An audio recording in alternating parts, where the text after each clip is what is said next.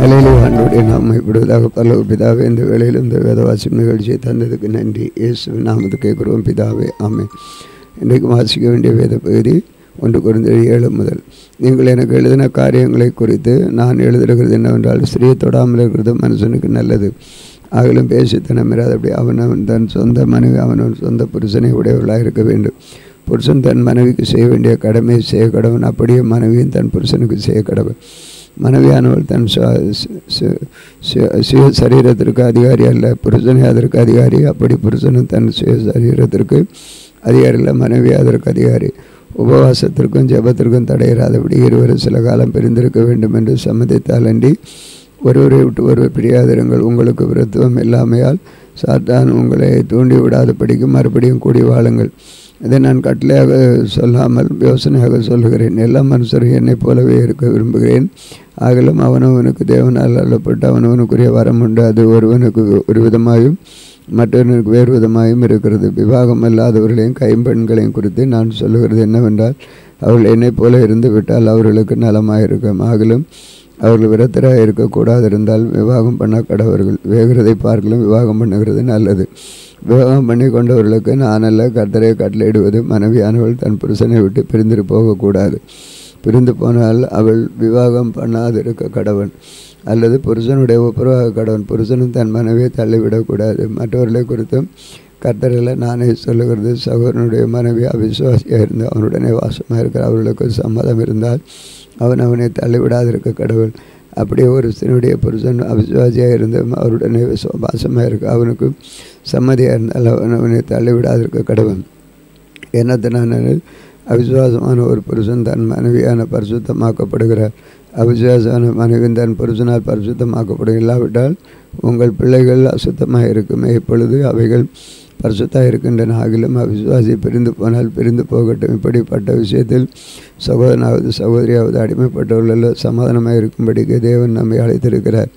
மனைவி அளவனை நீ உன் புருஷனை ரட்சிப்பாயோ, அல்லது உனக்கு எப்படி தெரியும்? புருஷனை நீ உன் மனைவியை ரட்சிப்பாயோ அங்கு அல்லவோ உனக்கு எப்படி தெரியும்? தேவன் அவனவனுக்கு பகிர்ந்து எப்படி கர்த்தர் அவனவனுக்கு அழைத்தது எப்படி அப்படியே அவனவன் நடக்க கடவன். எல்லா சபையிலையும் இப்படியே திட்டம் பண்ணுகிறேன். ஒருவன் விருத்த சேதனம் பெற்றவனாய் அடைக்கப்பட்டிருந்தால் விருத்த சேதனம் இல்லாதவனாக இருக்க வகை தேடாதிருப்பான. ஒருவன் விருத்த சேதனம் இல்லாதவனாய் அடைப்பட்டிருந்தால் விருத்த சேதனம் பெறாதிருப்பானாக. விருத்த சேதனம் ஒன்றுமில்லை, விருத்த சேதனம் எல்லாமே ஒன்றுமில்லை. தேவனுடைய கற்பனைகளை கை கொள்ளுகிறதே காரியம்.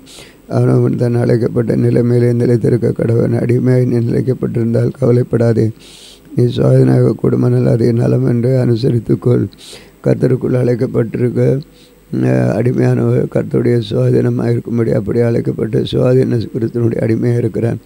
நீங்கள் கிரயத்துக்கு கொல்லப்பட்டீர்கள், மனுஷர் அடிமையானவர்கள். சகோதரி அவனவன் தன் அழைக்கப்பட்ட தீமை நிலைமையிலே தேவனுக்கு முன்பாக நிலைத்திருக்க கடவன். அன்றியும் கன்னிகைகளை குறித்து கர்த்தரால் எனக்கு கட்டளையிடவில்லை. ஆகலும் நான் உண்மை உள்ளவனாக இருக்கிறதற்கு கர்த்தரால் இரக்கம் பெற்ற என் அபிப்பிராயத்தை தெரியப்படுத்துகிறேன். அது என்னவெனில், இப்பொழுது உண்டாயிருக்கிற துன்பத்து நிமித்தம் விவாகம் இல்லாத மனுஷனுக்கு நலமாக இருக்கும் என்று எண்ணுகிறேன். நீ மனைவியோடு கட்டப்பட்டிருந்தால் அவளுக்கு வகை தேடாதே. நீ மனைவி இல்லாதவனாக இருந்தால் மனைவியை தேடாதே. நீ விவாகம் பண்ணினாலும் பாவமல்ல, பண்ணிய விவாகம் பண்ணினாலும் பாவமல்ல. ஆகலும் அப்படிப்பட்ட ஒரு சரீரத்திலே உபத்திரவப்படுவார்கள், அதற்கு நீங்கள் தப்ப வேண்டும் என்று இருக்கிறேன். மேலும் சகோதரர் என்று நான் சொல்லுகிறது என்னவெனில், இனி ஒரு காலம் குறுகினதானபடியால் மனைவிகள் உள்ளவர்கள் மனைவிகளை இல்லாதவர்களைப் போலவும், அழுகிறவர்கள் அழாதவர்களைப் போலவும், சந்தோஷப்படுகிறவர்கள் சந்தோஷப்படாதவர்கள் போலவும், கொள்ளுகிறவர்கள் கொள்ளத்தக்கவர்கள் போலவும், இவ்வுலகத்தை அனுபவிக்கிறவர்கள் அதை தகாத விதமாக அனுபவியாதவர்கள் போலவும் இருக்க வேண்டும். இவ்வுலகத்தின் பேசம் கடந்து போகிறது. நீங்கள் கவலையற்றவர்களாக இருக்க விரும்புகிறேன். விவாகம் அல்லது கர்த்தருக்கு எப்படி பிரியமாக இருக்கும் என்று கர்த்தருக்குரியவர்களுக்காக கவலைப்படுகிறேன். விவாகம் பண்ணவன் தன் மனைவிக்கு எப்படி விவாகமாக இருக்கலாம் என்று பிரியமாக இருக்கலாம் என்று உலகத்து உரியவர்களுக்காக கவலைப்படுகிறான். அதுபோல் மனைவியானவளும் கன்னிகை வித்தியாசம் உண்டு. விவாகம் இல்லாதவன் சரீரத்துக்கு ஆத்மாவிலும் பரிசுத்தமாகும்படி கர்த்தருக்குரியவைகளை கவலைப்படுகிறான். விவாகம் பண்ணவன் தன் புருஷனுக்கு எப்படி பிரியமாக இருக்கலாம் என்று உலகத்தில் உரியவர்களுக்காக கவலைப்படுகிறார். இதை நான் உங்களை கண்ணியில் அகப்படுத்த வேண்டும் என்று சொல்லாமல் உங்களுக்கு தகுதியாக இருக்கும் என்று நீங்கள் கவலை இல்லாமல் கர்த்தரை பற்றி கொண்டிருக்க வேண்டும் என்று உங்கள் பிரயோஜனத்துக்காகவே சொல்லுகிறேன். ஆகலும் ஒருவன் தன் புத்தியினரின் கன்னிகை பருவம் கடந்து போனதினாலே அவன் விவாகம் பண்ணியிருப்பது அவளுக்கு தகுதி அல்லவென்றும் அவர் விவாகம் பண்ணது அவசியம் என்றும் நினைத்தால் அவள் தன் மனதில் செய்யப்பட்ட பகுதியுடைய அது பாவம் அல்ல, விவாகம் பண்ணட்டும். ஆயினும் அதற்கு அவசியத்தை காணாமல் நான் இருதயத்தில் உறுதியளவும் சித்தத்தின்படி செய்ய அதிகாரம் உள்ளவனாய் மிகுந்த தன் புத்தியின் கன்னிகை பருவத்தை காக்க வேண்டும் என்று தன் இருதயத்தில் தீர்மானித்திருக்கிறவன் நன்மை செய்கிறான். இப்படி இருக்க அவனை விவாகம் பண்ணி கொடுக்கிறவனு நன்மை செய்கிறான், கொடாமல் இருக்கிறவனு அதிக நன்மை செய்கிறான். மனைவியாளர் தன் புருஷன் உயிரோடு இருக்க காலம் அளவும் பிரமாணத்தினாலே கட்டப்பட்டிருக்கிறார். தன் புருஷன் மறித்தவனு தனக்கு இஷ்டமானவளும் கர்த்தருக்கு உட்பொண்டவனுமாக இருக்கிற எவனையாகலும் விவாகம் பண்ணிக்குள்ள விடுதலையாக இருக்கிறான். ஆகலும் என்னுடைய அபிப்பிராயத்தின்படி அவன் அப்படியே இருந்து விட்டால் பாக்கியவானாக இருப்பான். என்னிடத்திலும் தேவனுடைய ஆவி உண்டு என்று எண்ணுகிறேன். அதிகாரம் 8 விக்கிரகங்களுக்கு படைக்கப்பட்டதை குறித்த விஷயத்தில் நாம் எல்லாரும் அறிவு உண்டு என்று நமக்கு தெரியுமே. அறிவெருமாப்பை உண்டாக்கும், அன்பு பக்தி விருத்தியை உண்டாக்கும். ஒருவன் தான் ஏதேனும் ஒன்றை அறிந்தவன் என்று எண்ணிக்கொள்ளினால் ஒன்றை அறிய வேண்டிய பிரகாரமாக அவன் இன்னும் அறியவில்லை. தேவன் அன்பு குருகனவனோ அவன் தேவனால் அறியப்பட்டிருக்கிறான். விக்கிரகங்களுக்கு படைக்கப்பட்டது உலகத்தில் விக்கிரகமானது கொடுத்து ஒன்றுமில்லை என்றும் ஒருவரே ஒன்று வேறொருவன் தேவன் இல்லை என்றும் அறிந்திருக்கிறோம். வானத்திலேயும் பூமியிலேயும் தேவர்கள் எண்ணப்படுகிறார்கள் உண்டு. இப்பொழுது அநேக தேவர்களும் அநேக கர்த்தர்களும் உண்டாயிருந்தாலும் பிதாவாகிய ஒரே தேவன் நமக்குண்டு. அவராலே சகலமும் உண்டாயிருக்கிறது, அவருக்கென்று நாமும் உண்டாயிருக்கிறோம். இயேசு கிறிஸ்து என்னும் ஒரே கர்த்தரை நமக்குண்டு. அவர் மூலமாய் சகலமும் உண்டாயிருக்கிறது, அவர் மூலமாய் நாமும் உண்டாயிருக்கிறோம். ஆகலும் இந்த அறிவு எல்லாரிடத்திலும் இல்லை. சில எட்டைய வரைக்கும் விக்கிரகத்தை ஒரு என்று எண்ணி விக்கிரகத்துக்கு படைக்கப்பட்டதை புசிக்கிறார்கள். அவர்களுடைய மனசாட்சி பலவீனமாக இருந்தால் அவசியப்படுகிறது. போஜனமானது தம்மை தேவனுக்கு முன்பாக்கப்பட்டது எண்ணத்தினால் எனில் புசிப்பினால் நமக்கு ஒரு மேன்மையும் இல்லை, புசியமாக இருப்பதனால் நமக்கு ஒரு குறைவும் இல்லை. ஆகிலும் இதை குறித்து உங்களுக்கு உண்டாயிருக்கிற அதிகாரம் எவ்விதத்திலும் பலவீனருக்கு தடுக்கலாகாதபடிக்கு பாருங்கள். எப்படி எனில் அறிவுள்ளவனாகி உன்னை விக்கிரக கோயிலில் பந்தியிருக்க ஒருவன் கண்டால் பலவீனாக இருக்கிற அவனுடைய மனசாட்சி விக்கிரகங்களுக்கு படைக்கப்பட்டவர்களை புசிப்பதற்கு துணிகரம் கொள்ளும் அல்லவா? பலவீனமுள்ள சகோதரன் ஒரு அறிவு நிமித்தம் கெட்டு போகலாம். அவனுக்கு கிறிஸ்துவ மரித்தார். இப்படி சகோதரருக்கு விரோதமாய் பாவம் செய்து பலவீனமுள்ள அவர்களுடைய மனசாட்சியை புண்படுத்துகிறதுனாலே நீங்கள் கிறிஸ்துவுக்குரியவர்களாய் பாவம் செய்கிறீர்கள். அதனால் போதனை என் சகோதரனுக்கு இடல் உண்டானால் நான் என் சகோதரனுக்கு இடல் உண்டாகப்படிக்கு என்னை மாம்சம் புசியாதிருப்பேன்.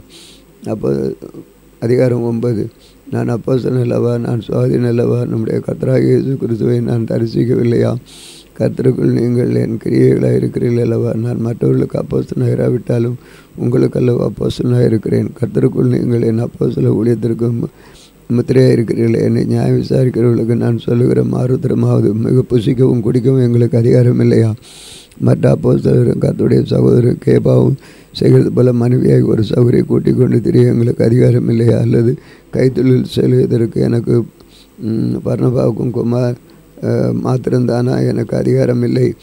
எவன் தன் சொந்த பணத்தை செலவழித்து தண்டிலை சேவம் பண்ணுவான்? எவன் திராட்சை தோட்டத்தை உண்டாக்கி அதில் கனியில் புசியாதிருப்பான்? எவன் மந்தையை மேய்த்து அதன் பாலை சாப்பிடாதிருப்பான்? இவைகளை மனுஷர் வழக்கத்தின்படி சொல்லுகிறவனோ நியாயப்பிரமாண இவைகளை சொல்லுகிறது இல்லையா? போரடிக்கிற மாட்டை வாய் கட்டாய என்று மோசே நியாயப்படுத்த எழுதியிருக்கிறது. தேவன் மாடுகளுக்காகவே கவலையாக இருக்கிறாரோ? நமக்காகத்தான் இதை சொல்லுகிறாரே. உழுகிறவன் நம்பிக்கையோட உழவும் போரடிக்கிறவன் தன் நம்பிக்கையோடைய பங்கடைவும் என்ற நம்பிக்கையோட போரடிக்கவும் வேண்டியது. ஆகையால் இது நமக்காகவே எழுதியிருக்கிறது. நாங்கள் உங்கள் ஞான நன்மைகளை வைத்திருக்க நீங்கள் சரீர நன்மையாக இருத்தால் அது பெரிய காரியமா? மற்றவர்கள் உங்களிடத்தில் இந்த அதிகாரத்தை செலுத்தினால் அவர்களிலும் தாங்களும் அதிகமாக செலுத்தலாம் அல்ல. அப்படின்னு கிறிஸ்துவின் சுவிசேஷத்தை யாதொரு தடையும் உண்டாகாதபடிக்கு இந்த அதிகாரத்தை செலுத்தாமல் எல்லாம் பாடுகிறோம். ஆசிரிய ஊழியர்த்து என்று தேவாலயத்துக்குரியவர்களை புசிக்கிறார்கள் என்று பலிபீடத்தை அடுத்த பணிவிடை செய்கிறவர்களுக்கு பலிபீடத்தில் உள்ளவர்கள் பங்கு உண்ட வேண்டும் அறியீர்கள். அந்தபடியே சுவிசேஷத்தை அறிவிக்கிறவர்களுக்கு சுவிசேஷத்தினாலே பிழைப்பு உண்டாகும் என்று கர்த்தர் கட்டளையிட்டிருக்கிறார். அப்படி இருந்தும் நான் இவைகளில் ஒன்றை அனுபவிக்கவில்லை. இப்படி எனக்கு நடக்க வேண்டும் என்று இவைகளை நான் எழுப்புகிறதில்லை. என் மேன்மை பாராட்டுதல் ஒருவன் அவமாக்குகிறதை பார்க்கலும் சாகிறது எனக்கு நலமாயிருக்கும். சுவிசேஷத்தை நான் பிரசங்கித்து வந்து மேன்மை பாராட்ட எனக்கு இடமில்லை. அது என் மேல் விழுந்த கடமையாக இருக்கிறது. சுவிசேஷத்தை நான் பிரசங்கியாதிருந்தால் எனக்கு ஐயோ. நான் உற்சாகமாக எப்படி செய்தால் எனக்கு பலன் உண்டு. உற்சாகம் இல்லாதவனை செய்து உக்ரான் தேவம் எனக்கு ஒப்புவிக்கப்பட்டிருக்கிறது. அதனால் எனக்கு பலன் என்ன? நான் சுவிசேஷத்தை பிரசங்கிக்கையில் அதை பற்றி எனக்கு உண்டாயிருக்கிற அதிகாரத்தை முற்றிலும் செலுத்துவேன். கிறிஸ்துவின் சுவிசேஷத்தை செலவில்லாமல் ஸ்தாபிப்பதே எனக்கு பலன். நான் ஒருவருக்கு அடிமைப்படாதவனாக இருந்து நான் அதிக ஜனங்களை ஆதாயப்படுத்தி கொள்ளும்படிக்கு என்னைத்தானே எல்லாருக்கும் அடிமையாக்கினேன்.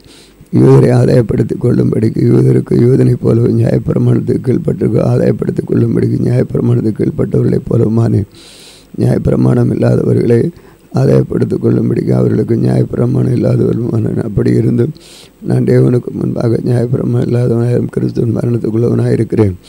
பலவீனரை ஆதாயப்படுத்தி கொள்ளும்படிக்கு பலவீனர் போலானேன். எப்படியாகலும் சிலரை ரட்சிக்கப்படும்படிக்கு நான் எல்லாருக்கும் எல்லாமானேன். சுவிசேஷத்தில் நான் உடன் பங்காளியாகும்படிக்கு அது நிமித்தம் இப்படி செய்கிறேன். பந்தய சாலையில் ஓடுகிறவர்கள் எல்லாரும் ஓடுவார்கள். ஆகிலும் ஒரு வேளை பந்தயத்தை பெறுவார்கள் என்று அறியீர்களா? நீங்கள் பெற்றுக்கொள்ளத்தக்கதாக ஓடுங்கள். பந்தயத்திற்கு போராடுகிற யாவரும் எல்லாவற்றிலையும் இச்சையடக்கமாக இருப்பார்கள். அவர்கள் அழிவுள்ள கிரீடத்தை பெறும்படிக்கு அப்படி செய்கிறார்கள். நாமும் அழிவில்லாத கிரீடத்தை பெறும்படி அப்படி செய்கிறோம். ஆதலால் நான் நிச்சயமில்லாதவனாய் ஓடேன். ஆகாயத்தை அடிக்கிறவனாக சிலம்பம் பண்ணேன். மற்றவர்களுக்கு பிரசங்கம் பண்ணுகிற நான் தானே போகாதபடிக்கு என் சரீரத்தை ஒடுக்கி கீழ்ப்படுத்துகிறேன். அதிகாரம் 10. இப்படி இருக்க சகோதரன், நீங்கள் எவைகளை அறிய வேண்டும் என்று இருக்கிறது. நாம் பிதாக்களின் மேகத்துக்கு கீழாக இருந்தார்கள். எல்லாரும் சமுத்திரத்தின் வழியாக நடந்து வந்தார்கள். எல்லாரும் மோசைக்குள்ளாக மோசை மேகத்தினாலும் சமுத்திரத்தினாலும் ஞான ஸ்நானம் பண்ணப்பட்டார்கள். எல்லாரும் ஒரே ஞான போஜனத்தை எல்லாரும் ஒரே ஞானபானத்தை கொடுத்திருந்த. எப்படியெனில் அவர்களோட சென்ற ஞான கண்மலையின் தண்ணீரை குடித்தார்கள். அந்த கண்மலை கிறிஸ்துவே. அப்படின்னு அவர்கள் அதிகமானவர்களிடத்தில் தேவன் பிரியமாக இருந்ததில் அதனால் வனாந்திரத்தில் அவர்கள் அழிக்கப்பட்டார்கள். அவர்கள் இச்சித்தது நாமும் பொல்லாதவளானவைகளை இச்சிக்கப்படும்படிக்கு அவர்களுக்கு நமக்கு சாதனமாக இருக்கிறது. ஜனங்கள் பசிக்கவும் குடிக்கவும் உட்கார்ந்து விளையாடவும் இழந்திருந்தார்கள் என்று எழுதியிருக்கிறபடி அவர்களில் சிலர் விக்கிரக ஆராதனைக்காரர் ஆனது போல நீங்களும் ஆகாதிருங்கள். அவர்களில் சிலர் வேசித்தனம் பண்ணி ஒரே நாள் 23,000 பேர் விழுந்து போனார்கள். அதுபோல் நாமும் வேசித்தனம் பண்ணாதிருப்போமாக. அவர்கள் சிலர் கிறிஸ்துவை பரீட்சை பார்த்து பாம்புகளால் அழிக்கப்பட்டார்கள்.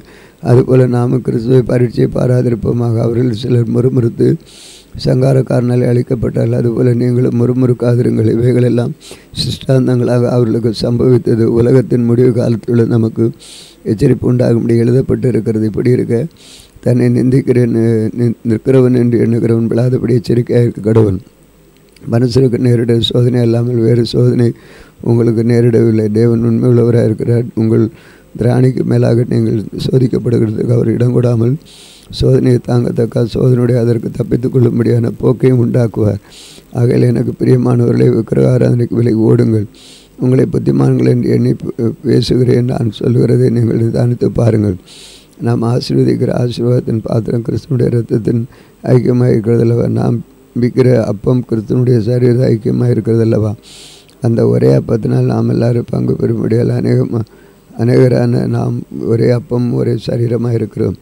மாம்சத்தின்படியான இஸ்ரவேலரை பாருங்கள். பாவிகளை பசிக்கிறதற்கு பலிகளை பசிக்கிறதற்கு பலியிடத்தோட ஐக்கியமாக இருக்கிறார்கள் அல்லவா? இப்படி இருக்க விக்கிரகம் ஒரு பொருள் என்று விக்கிரகத்துக்கு படைக்கப்பட்ட ஒரு பொருள் என்று தான் சொல்லுகிறேனோ? அஞ்ஞானிகள் பலியிடுகிறவைகளை தேவனுக்கு அல்ல பேய்களுக்கு பங்கிடுகிறார்கள் என்று சொல்லுகிறேன். நீங்கள் பேய்களுடைய ஐக்கியமாக இருக்க எனக்கு மனதில்லை. நீங்கள் கர்த்தருடைய பாத்திரத்திலும் பேய்களுடைய பாத்திரத்திலும் பானம் பண்ணக்கூடாது. நீங்கள் கர்த்தருடைய ஜெபத்தில் போஜனத்திற்கும் பேய்களுடைய போஜனத்திற்கும் பங்குள்ளவர்களாக இருக்கக்கூடாது. நாம் கர்த்தருக்கு எரிச்சலை மூட்டலாம். அவரிலும் நாம் பலவான்களா? எல்லாவற்றையும் அனுபவிக்க எனக்கு அதிகாரம் உண்டு. ஆகிலும் எல்லாம் தகுதியாகிறது. எல்லாவற்றையும் அனுபவிக்க எனக்கு அதிகாரம் உண்டு. ஆகிலும் எல்லாம் பக்தி விருத்தியை உண்டாக்காது. ஒவ்வொருவனும் தன் சுய போஜனத்தை தேடாமல் பிறனுடைய போஜனத்தை தேட கடவன். கடைசி விற்கிறதை அதையும் வாங்கி புசியுங்கள். மனசாட்சியுங்கள்.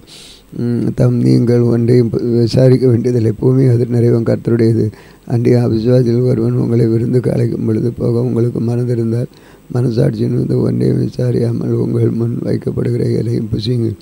ஆகலும் அது விக்கிரகங்களுக்கு படைக்கப்பட்டது என்று ஒருவன் உங்களுக்கு சொன்னால் அப்படி அறிவித்த நிமித்தம் மனசாட்சி நிமித்தம் புசியாதிருங்கள். பூமி அது நிறைவன் கர்த்தருடையது. உன்னுடையது. மனசாட்சியை குறித்து நான் எப்படி சொல்லலாம்? மற்றவருடைய மனசாட்சியை குறித்தே சொல்லுகிறேன். என் சுவாதீனம் மற்றவனுடைய மனசாட்சியினாலே குற்றமாக எண்ணப்பட வேண்டுவதென மேலும் தான் அதை ஸ்தோத்திரவுடனே ஸ்தோத்தரித்து அனுபவிக்கிற பொருளை குறித்து நான் தூசிக்கப்படுவேனோ. ஆகையால் நீங்கள் புசித்தும் குடித்ததாலும் எதை செய்தாலும் எல்லாவற்றையும் தேவனுடைய மகிமை கண்டு செய்யுங்கள். நான் என் சுய பிரயோஜனத்தை தேடாமல் அனைவருடைய பிரயோஜனத்தை தேடி அவர் ரட்சிக்கப்படும்படிக்க விதத்தில் எல்லாருக்கும் பிரியமாய் நடக்கிறது போல நீங்களும் யூதருக்கும் கிரேக்கருக்கும் தேவனுடைய சபைக்கும் இடலற்றவர்களாயிருங்கள். அதிகாரம் 11. நான் கிறிஸ்துவை பின்பற்றுகிற இதே போல நீங்களும் என்னை பின்பற்றுவர்களாயிருந்து சகோதரே, நீங்கள் எல்லாவற்றிலையும் என்னை நினைத்து கொண்டு நான் உங்களுக்கு ஒப்புவித்தபடி நீங்கள் கட்டளை கை கொண்டு வருகிற நிமித்தம் உங்களை புகழுகிறேன். ஒவ்வொருவரும் புருஷனுக்கும் கிறிஸ்துவ தலையாக இருக்கிறது என்றும் ஸ்திரீக்கு புருஷன் தலையாக இருக்கிறேன் என்றும் கிறிஸ்துவுக்கு தலையாக இருக்கிறேன் என்று தேவன் தலையாக இருக்கிறது என்று நீங்கள் அறிய வேண்டும் என்று விரும்புகிறேன். ஜெபம் பண்ணும் பொழுது தீர்க்க தரிசனம் சொல்லுகிற போதும் தன் தலையை மூடிக்கொண்டிருக்கிற எந்த புருஷனும் தன் தலையை கனகனப்படுத்துகிறான். ஜெபம் பண்ணுகிற போதாவது தீர்க்க தரிசனம் சொல்லுகிறது போதாவது தன் தலையை கொள்ளாதிருக்கிற எந்த ஸ்திரீயும் தன் தலையை கனவீனப்படுத்துகிறாள். அது அவளுக்கு தன் சிறைக்கப்பட்டது போல் இருக்கும். ஸ்ரீயானோ முக்காடிட்டு கொள்ளாவிட்டால் தலைமயிரையும் கத்திரித்து போட கடவுள். தலைமயிர் கத்திரித்து கொள்ளுகிறதும் சிறைக்கப்படுகிறதும் ஸ்திரீக்கு வெட்கமானால் முக்காடிட்டு கொண்டிருக்க கடவுள். புருஷனானவர் தன்னுடைய சாயிலும் மகிமையாக இருக்கபடியால் தன் தலையை மூடிக்கொள்ள வேண்டுவதில்லை. ஸ்திரீயானவள் புருஷனுடைய மகிமையாக இருக்கிறார். புருஷன் ஸ்திரீயிலிருந்து தோன்றினவன் அல்ல, ஸ்திரீயே புருஷனிலிருந்து தோன்றினவன். புருஷன் ஸ்திரீக்காக சிருஷிக்கப்படவில்லை, ஸ்திரீயே புருஷனுக்காக சிருஷிக்கப்பட்டவர். ஆகையால் தூதர்களின் நிமித்தம் ஸ்திரீயானவர் தலையின் மேல் முக்காடிட்டு கொள்ள வேண்டும். ஆகலும் கர்த்தருக்கு ஸ்திரீ இல்லாமல் புருஷனும் இல்லை, புருஷன் இல்லாமல் ஸ்திரீயும் இல்லை. ஸ்திரீயானவள் புருஷனிலிருந்து தோன்றினது போல புருஷனும் ஸ்திரீகளில் தோன்றுகிறார்.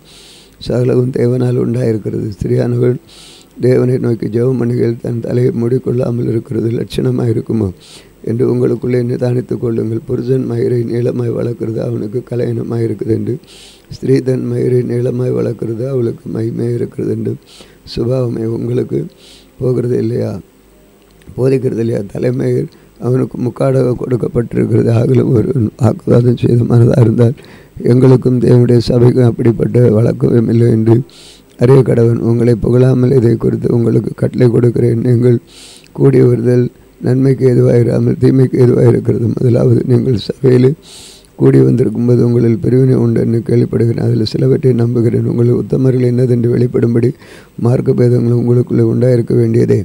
நீங்கள் ஒரு இடத்தில் கூடியிருக்கும்போது அவனவன் தன் சொந்த போஜனத்தை முந்தி சாப்பிடுகிறான். ஒருவன் பசியாக இருந்தால் ஒருவன் வெறியாக இருக்கிறான். இப்படி செய்கிறது கர்த்தருடைய ராபோஜனம் மட்டும் அல்லவே. புசிக்கிறதுக்கும் குடிக்கிறதுக்கும் உங்களுக்கு வீடுகள் இல்லையா? தேவனுடைய சபையை அசட்டை பண்ணி இல்லாதவர்களை வெட்கப்படுத்துகிறீர்களா? நான் என்னத்தினால் சொல்லுவேன்? இதை குறித்து நான் உங்களை புகழ்வேன் புகழேன். நான் உங்களுக்கு ஒப்புவித்ததை கர்த்தரிடத்தில் பெற்றுக்கொண்டேன். என்னவெனில் கர்த்தராகிய இயேசு தாம் காட்டி கொடுக்கப்பட்ட அந்த ராத்திரியிலே அப்பத்தை எடுத்து ஸ்தோத்திரம் பண்ணி அதை பெற்று நீங்கள் வாங்கி புசியுங்கள், இது உங்களுக்கு பிற்கப்படுகிற என்னுடைய சரீரமாக இருக்குது, நினைவு ஒருபடி இது செய்யுங்கள் என்றார். போஜனம் பண்ணும் பின்பு அவர் அந்தபடியே பாத்திரத்தையும் எடுத்து, இந்த பாத்திரம் என்ற திருநாளாகிய புதிய உடன்படிக்கையாக இருக்கிறது, இதை நீங்கள் பானம் பண்ணும் முதல்ல என்னை நினைவு முடித்து செய்யுங்கள் என்றார். ஆகையால் நீங்கள் இந்த அப்பத்தை புசி இந்த பாத்திரத்தை பானம் பண்ணுமெல்லாம் கர்த்தர் வருமானம் அவருடைய மரணத்தை தெரிவிக்கிறீர்கள்.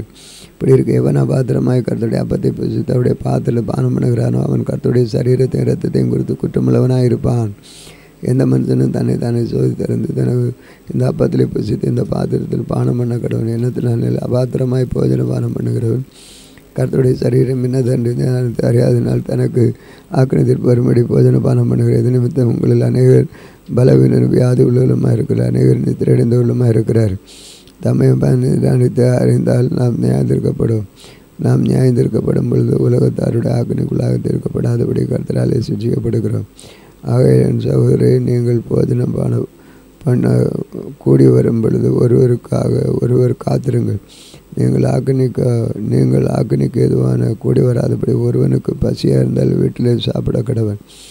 மற்ற காரியங்களில் நான் வரும்போது திட்டம் பண்ணுவேன். வாசிக்க வேண்டிய வேதபதி வாசம் முடிந்து ஜெயிப்பேன். அன்பின் ஆண்டவரே, இந்த வேளையிலும் கூட இந்த வேதபதி வாசிக்க கொடுத்த கிருபைக்காய் சோதரம் தொடர்ந்து உடைய மகிமை இருக்கட்டும். பெரிய காரணம் இயேசு நாம கேட்கிறோம் பிதாவே.